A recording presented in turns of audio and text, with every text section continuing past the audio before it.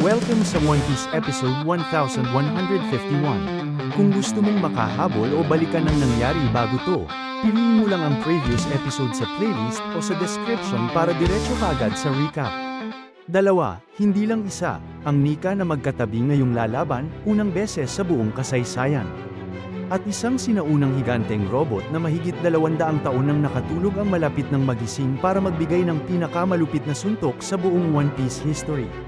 Kung matagal mo nang hinihintay makita sa aksyon ang legendary na robot na yun. Ito na ang episode mo. Biglang namatay ang broadcast signal. Nawala ang boses ni Vegapunk sa gitna ng pagsasalita, at buong mundo ang nagpapanik, trying to understand what happened. Lahat may parehong tanong, may pumatay ba kay Vegapunk dahil sa Forbidden Secrets? At dahil sa propaganda, si Luffy ang sinisisi sa lahat. Balik tayo sa paligid ng Egghead. Nagwawala ang Navy dahil nakikita nila si Street, War Curie sa full demon boar form niya, isang napakalaking halimaw na literal na tumatabon sa lahat. Nanginginig ang Marines dahil bawal sa kanila makita ang true forms ng mga Elder. Pero wala silang choice. Nakipag-contact ang Gorosei kay York.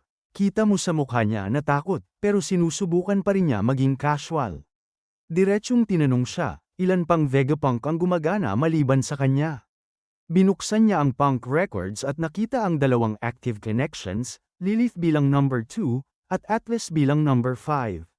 Walang kahit kalahating segundo ang lumipas nang mag-utos ang Gorosei. Eliminate both immediately. Kinumpirma ni Marcus Mars na kahit wala na si Stella, tuloy pa rin ang pag-expand ng Punk records. At dahil nasa panig nila si York, may access sila sa buong katalinuhan ni Vegapunk. Lipat tayo kina Kako at Stacy. Sinigawan ni Kako si Stacy habang nakatalikod pa siya. Tinatanong niya kung hindi niya nakita na mangyayari ito at minamaliit ang idea ng friendship. Nirerespeto niya si Stacy bilang ruthless agent, pero alam niyang hindi magbabago ang isip ni Lucci. Umiiyak si Stacy pero pinutol ni Kako ang sasabihin niya.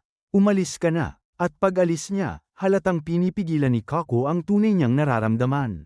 Sa higanteng barko, sina Dory, Brogy, at Luffy nagke-celebrate dahil finally onboard na sila. Sina Frankie at Sanji nagtataka sa taas ng Giant Captains habang si Luffy tumatakbo na parang bata, amazed na amazed. Samantala, dalawang young Vice Admirals ang nag-uutos na bawal makatakas ang kalaban. Pero walang kwenta, ginugulong ng mga higanti ang buong Marine Forces. At lalo pang nalugi ang Marines kasi sina Vice Admiral Doll, Bluegrass, at yung mechanized sea beast weapon naging mga bata dahil sa power ni Bonnie. Kahit irita si Bluegrass, impressed siya sa lakas ng Age Fruit, at si Bonnie, 12 pa lang. Near-rescue si Kashi matapos ang malupit na tira ni Doll. Si Luffy naman tuwang-tuwa sa reunion niya with the Giants. Si Jinbei nagra-radio kay Nami, saying aalis na sila. Sabi ni Nami, susunod sila dahil nakarating na sila sa ocean level dahil sa sakripisyo ni Edison, pero kailangan nila ng landing support dahil papalapit si Nuero. Agad sumagot si Jinbei, declaring na sina Nami, Robin, at Lilith ang top priority niya. Sinabi pa niyang kahit lumubog ang barko, hindi niya hahayaang may mapahamak sa kanila. Si Frankie naman nanunumpang protektahan ang Thousand Sunny, biglang dumating si Street, Marcus Mars sa itsurang parang malaking flaming bird demon.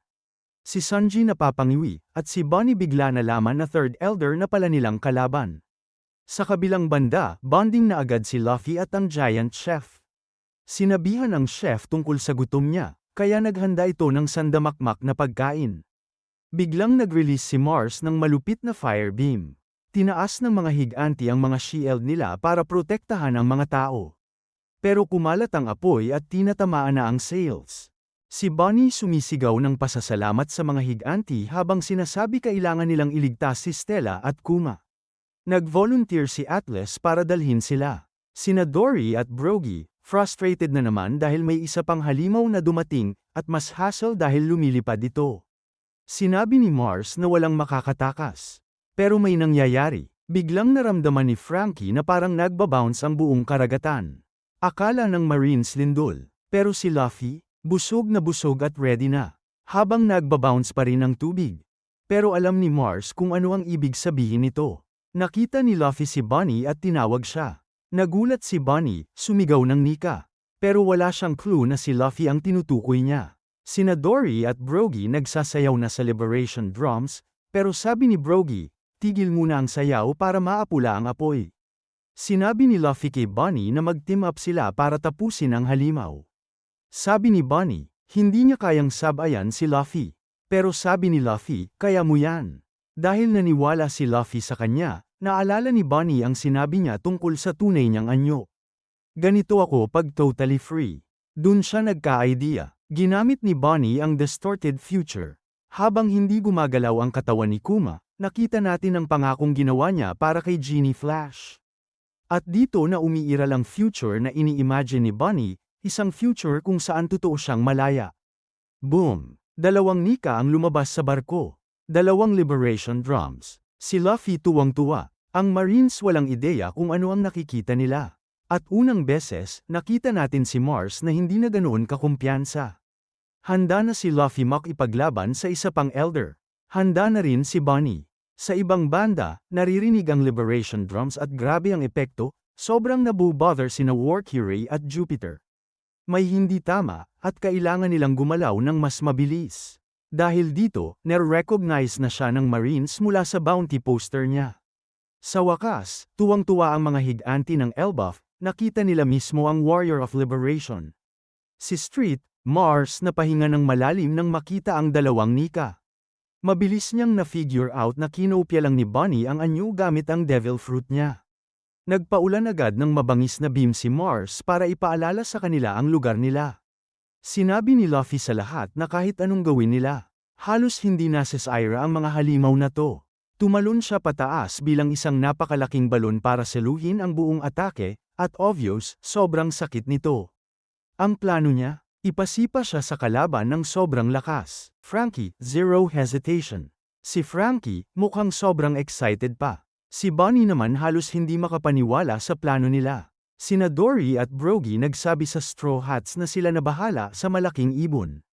Sinermo na naman ni Brogy ang mga crew nila na tumigil sa pagsasayaw at simulan ng apulahin ng apoy para mailipat ang barko. Mukhang nakakatakot si Luffy habang hinahawakan niya ang mga pakpak ng Elder. Sinigawan niya ang tropa niya, bilis. Hawak ko na to. Habang nagpe-prepare sila, sinabi ni Sanji kay Bonnie na absolute ang command ng captain nila. 3 silang naghanda ng bagong atake. May sarili pang bersyon si Bonnie na parang elephant gun na may partial hockey coating. Sabay-sabay nilang tinira ang likod ni Luffy, napasigaw siya sa sakit. Bumagsak ang mukha ni Bonnie, hindi niya akalaing totoong masasaktan si Luffy. Sigaw pa rin ng sigaw si Luffy habang nararamdaman ni Mars ang impact.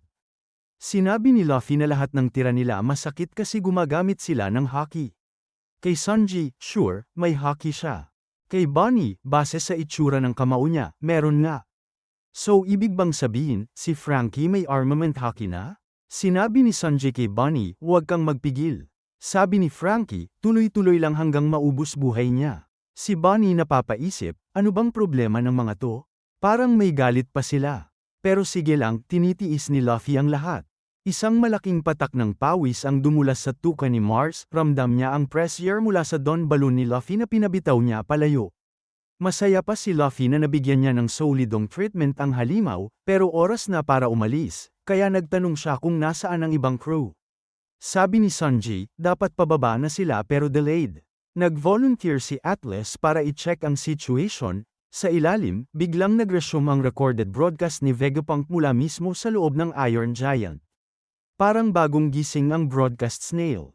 Sinabi ni Vegapunk ang parte ng mensahe na hindi pa naririnig. Kaya pati ang Charlotte Sibling sa Whole Cake Island nagulat nang bumalik ang signal. Nag-uusap sila tungkol sa sinabi ng doktor tungkol sa endlessly inherited will. Oh, ito na yung dapat tungkol sa Will of D, pero hindi narinig ng mundo. Ipinaliwanag ni York sa mga elder na hindi pa totally cut ang broadcast. May memory circuit pa ang snail, kaya kailangan nila itong wasakin para tuluyang makatigil. Balik tayo kay Luffy, nagulat siya sa nakikita sa itaas. May mga nahuhulog mula sa langit. Nagtataka ang lahat kung ano yun, pero Marines agad naka-realize, hindi ulan, mga piraso ng gusali at Cypher Paul agents. Nabawi rin ang mga Seraphim. Sabi ni Luffy sa mga higanti, yung malaking uod na halimaw ang naglalabas ng mga yun na parang fountain. Nag-aalala si Dory, baka sila ang sunod. Kailangan nilang lumayo, pero lumipat ang atensyon ni Jupiter. Sinusubukan ng worm monster higupin ang ancient ship, winawasak lahat ng progress nila. Dahil gigil si Luffy makipagbugbugan, binanata niya ito ng higanteng kamao. Ang literal na biggest fans niya, ang mga higanti, sobrang cheer ng cheer. Pero hindi masaya si Nada at ibang Marines. Para sa kanila, sobra raw kalokohan na eksena yun. Biglang huminga ng malalim ang Boar. Si Street, War Curie dumiretso, lumampas kay Luffy at Jupiter, diretso sa barko. Sigaw ni Luffy, sobrang tibay ng balat ng halimaw na yun. Alam ng mga giant captains, kaya inutusan nila ang crew na ilipat ang barko, bilis na bilis. Tumalon ang Elder, ready iram ang buong ship. Biglang may naramdaman si Luffy mula sa ilalim. Habang sumisigaw sina Dory at Brogy sa takot na masira ang barko, biglang lumabas ito muli. Isang higanteng kamao ang umatake, ang kamao ng Iron Giant. Literal na sinapak nito ang Boar, nabasag pa ang isang malaking pangil. Nagtataka si Emmet kung ano ang ibig sabihin ng time sa sinabi ni Joy Boy. Sina Dory at Brogy halos lumabas ang mata sa pagkabigla sa laki at lakas ng Colossus na yun. Pero ang mata ni Luffy, nagliliwanag parang bituin, may luha pa ng tuwa. Sobrang saya niyang makita ang big guy finally in action, ang ancient warrior na matagal niyang pinapangarap makita. Kung nag-enjoy ka sa episode na to, huwag mong kalimutang i-like, i-share, at mag-subscribe dito sa Anisaga. At kung bitin ka pa, huwag mo nang patagilan, binge-watch mo na agad ang iba ko pang recap sa playlist. Dito sa Anisaga, tuloy-tuloy ang matitinding One Piece episodes, kaya stay tuned at Terra, binge ba tayo?